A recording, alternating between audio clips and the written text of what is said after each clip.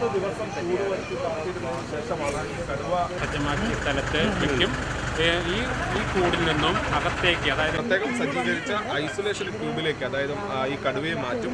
അതിന്റെ മുഖത്ത് കടുവ ഉള്ളിൽ ഉറങ്ങുകയാണ് എന്നാണ് നമുക്ക് മനസ്സിലാക്കാൻ. കാരണം ഒരു അനക്കവും കടുവയുടെ ഉള്ളിലില്ല. കടുവയുടെ ദൃശ്യങ്ങളിലേക്ക് ക്ലോസ് പോകാൻ തോന്നുന്നു.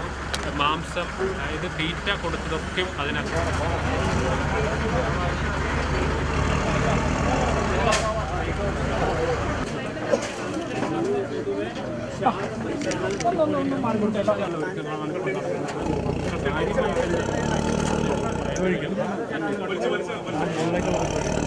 ഭാഗമാണോ ഇത് എന്നത് ഏതായാലും വലിയ ഇപ്പോൾ കടുവ ഇതുവരെയായും വളരെ ശാന്തമായ ഒരു അവസ്ഥ. ഇപ്പം നമുക്ക് കഴിയാത്ത ഒരു സാഹചര്യം ദൃശ്യങ്ങളിൽ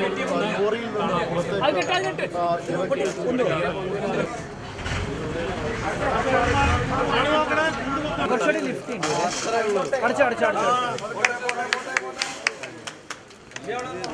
ലോക്ക്